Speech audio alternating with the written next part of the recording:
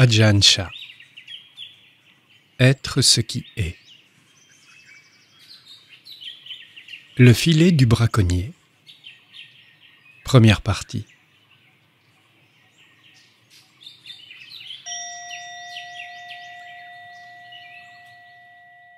Est-il possible de n'avoir ni maux, ni douleur physique, ni fièvre, ni maladie?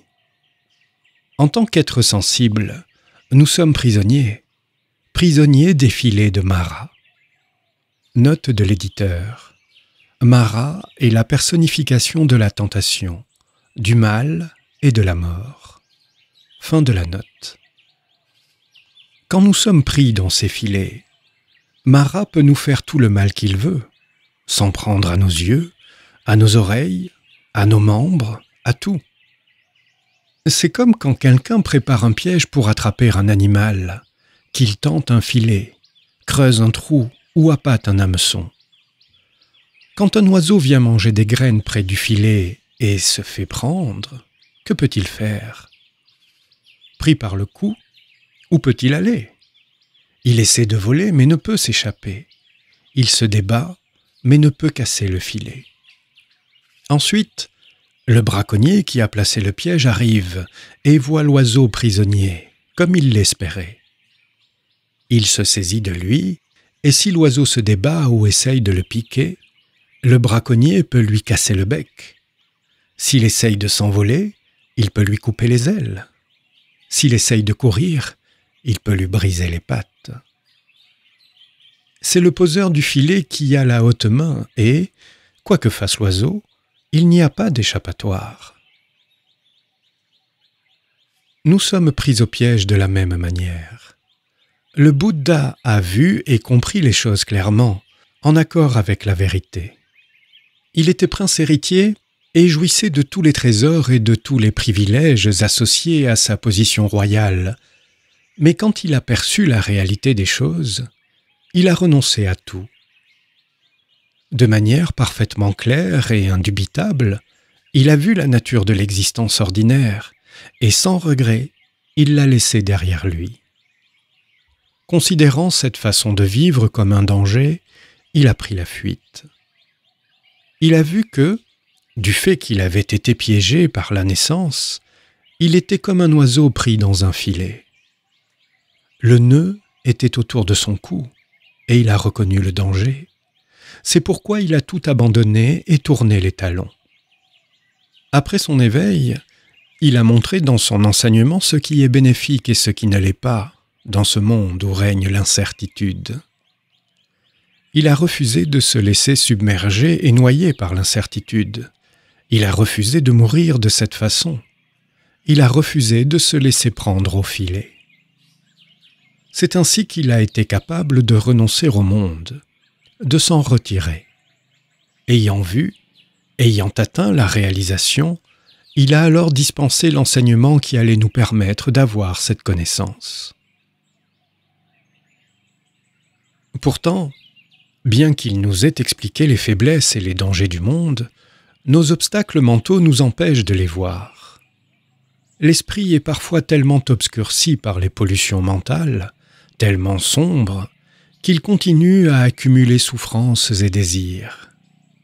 Si nous observons bien les choses, nous pouvons voir le fardeau et la souffrance qu'ils représentent. Comme il est dit dans les textes, la naissance est souffrance. Nous sommes nés dans ce monde. Souffrons-nous? Nous sommes entrés en contact avec la naissance. Nous avons des bras et des jambes, des yeux et des oreilles. Et quand toutes ces choses viennent à exister, c'est tout simplement la souffrance qui vient à l'existence. Il nous faut alors trouver un moyen de survivre. Nous luttons pour subvenir à nos besoins, pour élever une famille, et ainsi de suite. Nous entrons en contact avec quelque chose et nous nous retrouvons piégés dans l'attachement. Nous touchons quelque chose d'autre et nous nous y embourbons. Nous nous inquiétons et nous angoissons pour nous-mêmes, pour nos enfants, pour notre richesse et nos possessions.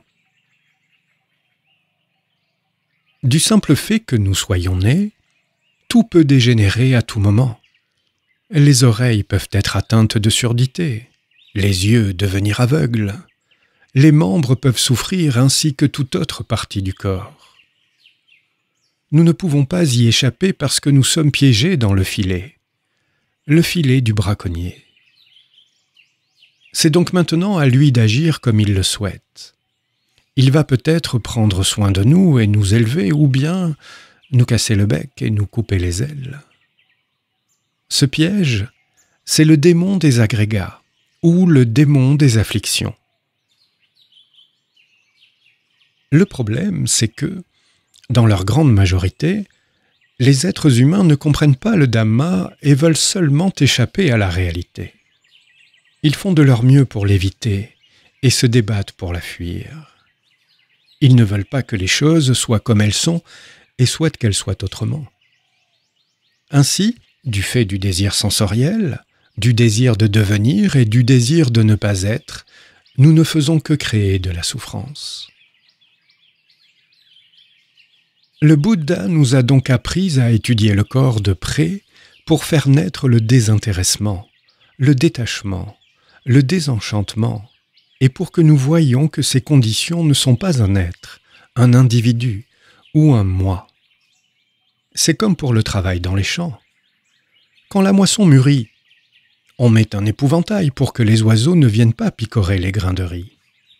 On attache de la paille autour de quelques bâtons pour fabriquer une forme que l'on habille ensuite d'une vieille chemise et d'un pantalon.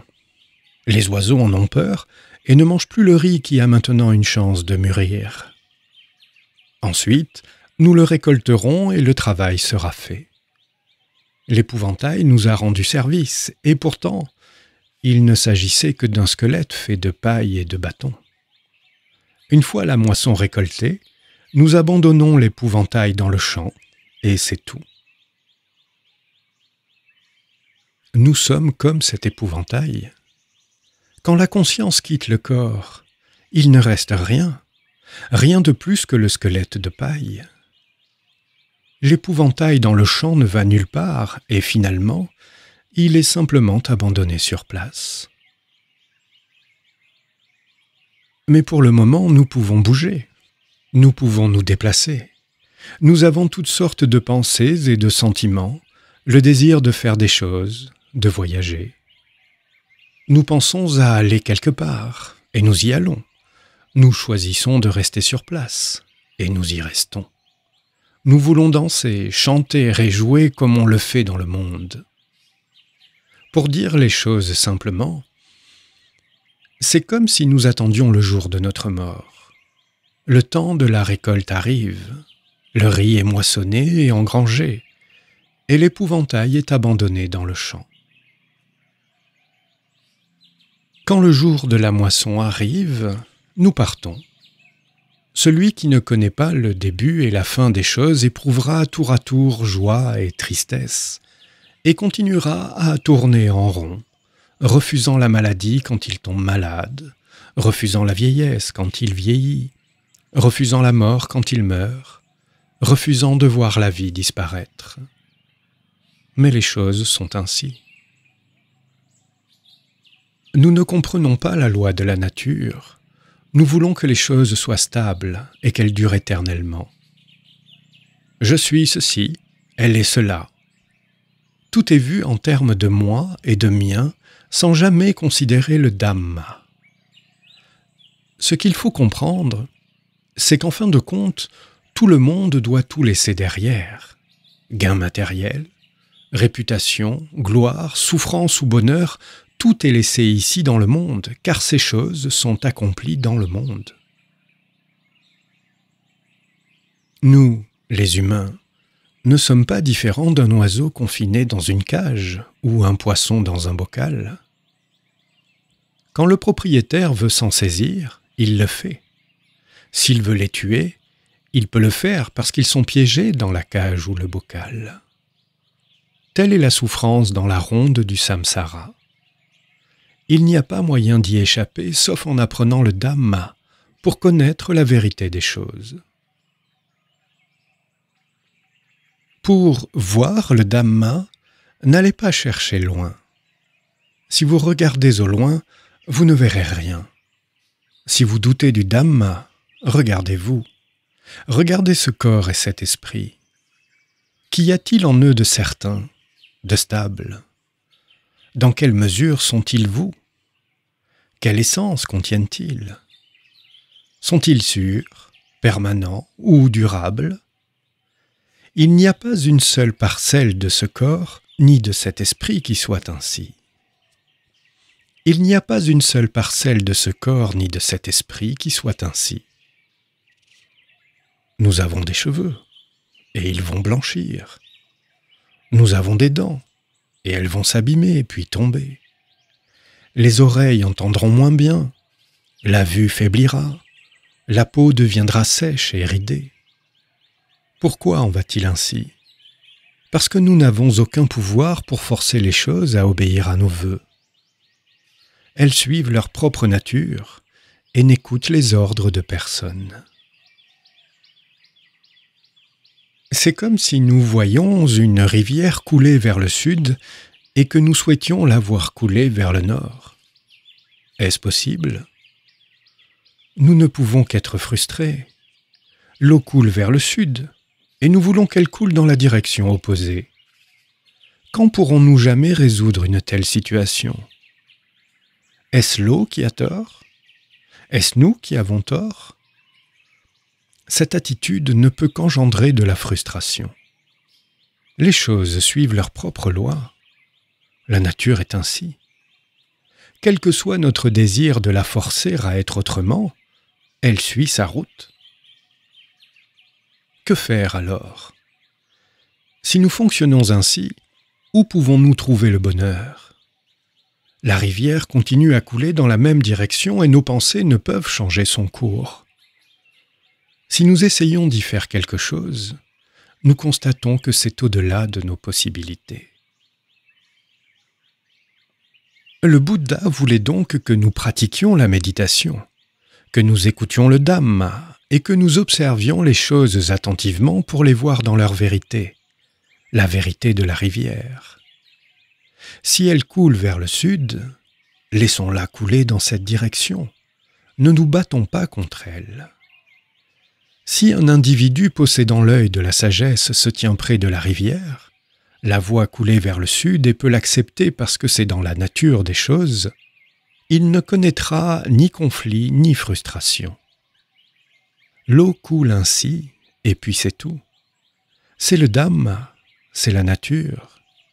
Il y a le vieillissement, la maladie et la mort. Au début, il y a la naissance, au milieu le vieillissement, et à la fin la décrépitude et la disparition. Ceux qui peuvent contempler cette vérité et la voir clairement seront en paix. Le Bouddha a enseigné la sagesse qui connaît les sankharas. L'eau est sankhara. Ce corps que nous croyons être moi est simplement composé de terre, d'eau, de feu et d'air, et tous ces éléments sont dans un flux constant. Depuis que nous avons été conçus, depuis que nous sommes nés et arrivés dans le monde, nous sommes poussés par ce flux. De petits enfants, nous sommes devenus adultes, nous avons mûri, et puis nous avançons vers la vieillesse. Le flux nous a entraînés jusqu'à ce jour, s'écoulant selon les lois de la nature. Note de Jeanne Chute. Le terme sankhara peut avoir deux sens.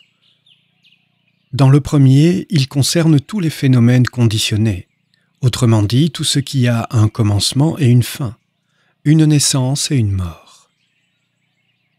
Le second sens concerne le quatrième agrégat. Il fait donc référence à la pensée ou aux formations mentales. En taille, il peut aussi se référer au corps. Fin de la note.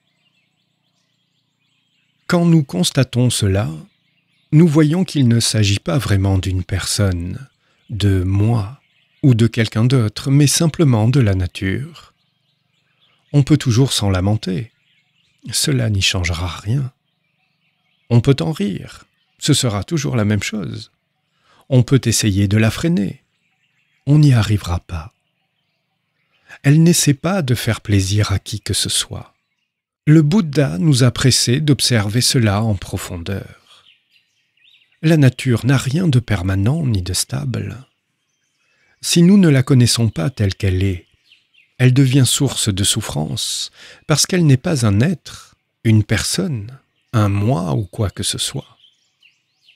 Il n'y a que terre, eau, feu et air. C'est tout. Et à la fin, ils se séparent et disparaissent. Telle est la loi de la nature. Si nous souhaitons pratiquer le Dhamma et vivre en accord avec le Dhamma, nous devons observer la nature. Avez-vous remarqué les arbres? Il y en a des grands et des petits, des gros et des longs. À la saison sèche, les feuilles tombent. Avec les pluies, elles reviennent. Quand vient le moment de tomber, elles tombent. Quand vient le moment de pousser, elles poussent. Quand vient le moment de se décomposer, elles se décomposent. Exactement comme nous. Telle est la nature des sankharas. Nous naissons, nous vieillissons, nous tombons, et puis nous reprenons naissance. Tout comme les arbres, comme les feuilles, nous ne sommes pas différents. Dans la forêt, il y a de beaux arbres et des arbres moins beaux. Certains sont grands et droits, d'autres penchés et tordus. Certains ont une essence, d'autres n'en ont pas. Exactement comme les gens, il y en a des bons et des mauvais, des droits et des fourbes, c'est aussi la nature. Mais dans le cas des arbres, quelles sont les causes et les conditions de leur existence? Ce sont la terre et l'eau qui les nourrissent et leur permettent de pousser et de fleurir. Pour nous, les humains, c'est le karma. Le karma, ce sont les actions qui font qu'aujourd'hui nous sommes forts ou faibles, sages ou manquants de sagesse. Les arbres ont des saisons qui sont celles de la nature. Les humains apparaissent en fonction de leur karma, de leurs actions. Quand on agit bien, les choses tournent bien. Quand on agit mal, les conséquences sont douloureuses. De belles actions rendent la vie belle, tandis que des actions laides apportent la laideur. Cette vérité de l'existence des êtres s'appelle le karma. Aujourd'hui, par exemple, pourquoi écoutez-vous ces paroles? Vous êtes venu chercher un certain type de karma. Vous voulez trouver la paix, être heureux, ressentir du bien-être. Le fait de prendre et d'observer les préceptes, de pratiquer la méditation et d'écouter les enseignements est une cause racine qui crée la source et engendre du karma positif. Quand on écoute le Dhamma, il faut qu'il y ait la compréhension. Si votre compréhension est grande, les fruits seront abondants. Si votre compréhension est limitée, les fruits seront rares. Si votre vision juste est limitée, il y aura beaucoup de souffrance. Avec beaucoup de vision juste, la souffrance disparaîtra et la tranquillité viendra. Aujourd'hui, vous êtes venus ici chercher une nourriture spirituelle. Nous essayons d'éduquer l'esprit en regardant extérieurement et intérieurement. Cela s'appelle venir pratiquer le Dhamma. À travers tout ce corps, le Dhamma existe. Nous pouvons le voir clairement sans avoir à chercher bien loin. Et quand nous le voyons clairement, nous sentons venir un manque d'intérêt et un détachement. Il nous vient une désaffection par rapport au monde. Il y a une certaine peur aussi, et le mental la rumine avec inquiétude. C'est pourquoi le Bouddha nous a incités à pénétrer les réalités de la naissance, du vieillissement, de la maladie et de la mort, à les voir selon les lois de la nature, c'est-à-dire le Dhamma. Si nous voyons les choses selon les lois de la nature, on peut dire que nous pratiquons le Dhamma. Nous découvrons que nous, les humains, ne sommes pas différents les uns des autres. peu importe de quel village, de quelle province ou de quel pays nous venons. Si nous regardons vraiment, nous verrons qu'il n'y a pas de différence entre nous. Au début, nous naissons. Au milieu, nous changeons. Et à la fin, nous disparaissons de ce monde. C'est la même chose pour absolument tout le monde. Le Bouddha voulait donc que nous contemplions la vertu morale et le Dhamma pour comprendre que les autres sont comme nous et que nous sommes comme eux. À partir de là, il peut y avoir compréhension et pardon parce que nous sommes tous semblables. Nous sommes frères et sœurs par la naissance, le vieillissement, la maladie et la mort. Nous faisons tous partie de ce même clan. Quand nous savons cela, un sentiment de détermination très fort pénètre notre cœur. Nous méditons sur le corps et nous savons que nous sommes tous pareils. L'enfant de quelqu'un d'autre est comme notre enfant. Les parents des autres sont comme nos parents. Notre propre existence est comme celle de quelqu'un d'autre. L'autre est exactement comme nous. Si l'esprit en vient à voir les choses ainsi, c'est la fin des mauvaises actions, la fin de la jalousie et des conflits, la fin de l'agressivité. Voir les choses ainsi, c'est avoir la vision juste. Et si la vision est juste, on est sur la voie car, dès lors, la pensée est juste, l'action est juste, la façon de gagner sa vie est juste, la parole est juste, l'effort en méditation est juste. Tout est juste quand on est entré sur la voie par la vision juste. Si nous agissons ainsi, nous pratiquons toujours le Dhamma, où que nous soyons. Le Bouddha nous a demandé de regarder en nous. Il n'a pas pointé vers le ciel ou la terre, les montagnes ou les nuages. C'est en nous que se trouve le Dhamma. Si nous apprenons à nous connaître, l'attachement et la saisie commencent à se désagréger, à faiblir, à se retirer. C'est grâce à ce regard intérieur que cela peut se produire. Si nous ne voyons pas les choses, l'attachement ne peut pas diminuer. Il n'y a pas d'espace pour respirer. Ceux qui pratiquent le Dhamma devraient avoir conscience des fruits de leurs efforts. Il ne s'agit pas de pratiquer sans avoir la moindre idée de ce qui se passe en soi. On doit le savoir. Savoir si on pratique correctement ou pas et quelle sorte de résultats on a déjà obtenu. Sans cela, on ne récolte aucun fruit de la pratique et il ne se passe pas vraiment grand-chose. C'est comme si la personne agissait parce que quelqu'un lui a demandé de le faire, comme si elle suivait les autres aveuglément. On lui a dit de le faire, alors elle le fait, mais sans être présente à ce qui se passe en elle. Le Bouddha voulait que nous ayons du discernement, que nous soyons fins, que nous utilisions la sagesse pour voir et connaître les choses dans l'instant présent. Il ne s'agit pas d'attendre la mort pour avoir la connaissance. Si nous n'avons pas la vision juste et la connaissance maintenant, nous n'en saurons pas davantage plus tard. C'est maintenant que nous devons voir.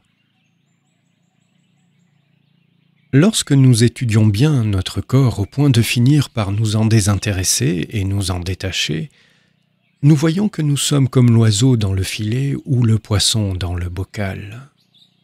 À tout moment, n'importe qui, n'importe quoi peut nous sortir de là et nous détruire. Nos membres, nos sens et nos organes, notre corps, peuvent nous lâcher à tout moment. C'est leur caractéristique. Nous ne pouvons pas les en empêcher. Ils ne nous obéiraient pas. Pourquoi? Mais parce qu'ils n'ont aucune réalité. Ils ne sont pas vraiment nous. Nous ne pouvons pas compter sur eux.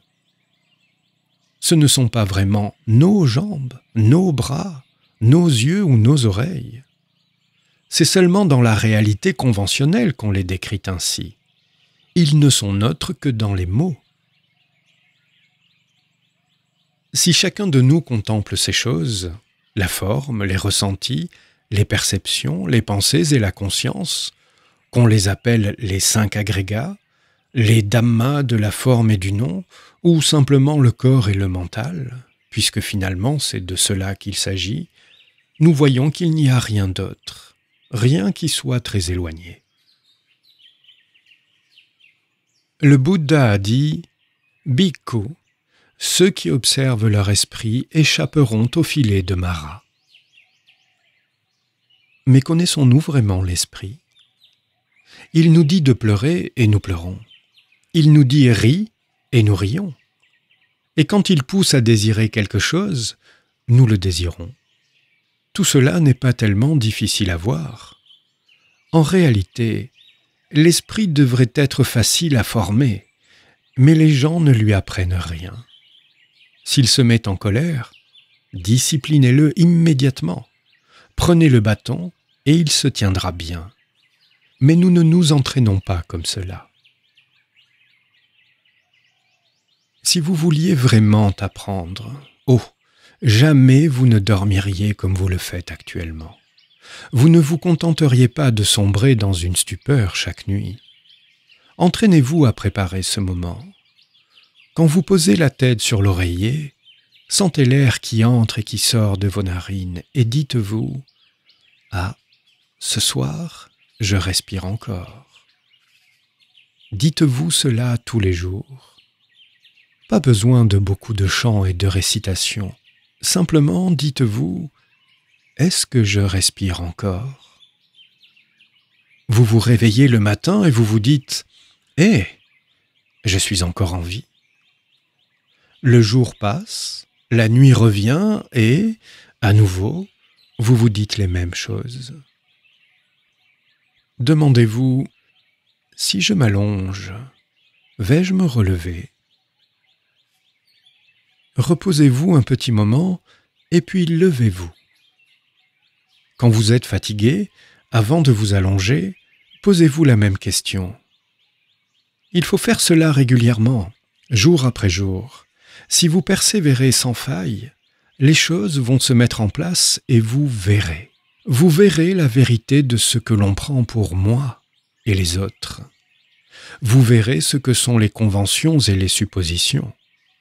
Vous comprendrez de quoi il s'agit réellement.